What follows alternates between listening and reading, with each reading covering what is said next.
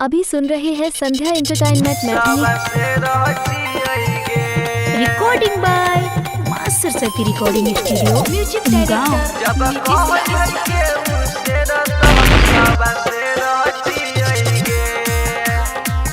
अभी सुन रहे हैं संध्या एंटरटेनमेंट मैथिली की शानदार प्रस्तुति।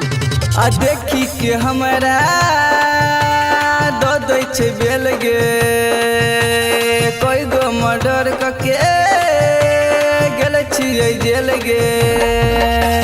देखी के हमारा दो दै छे बेल गे, कोई गो मर्डर करके गेल छियै जेल गे। बुझे ने हमरा मुजरिम रंगदार छियै गे। जब कहे है केहू शेर तो हम सब शेर छियै गे।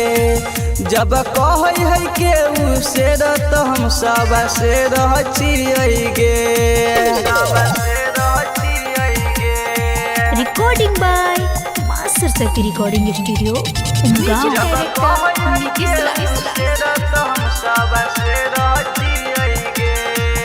अपने बदौलत हम लड़े छियै जंग गे। दिन में कोई दई छियै हम डर गे। अपने बदौलत हम लड़े छियै जंग गे। दिन में कोई दई छियै हम डर गे। गाड़ी के चक्का में चापा दके मुआई देने छी गे। जब कहे है केहू शेर तो हम सब शेर छियै गे। जब कहे है केहू शेर तो हम सब शेर छियै गे। Recording by master Shakti recording studio,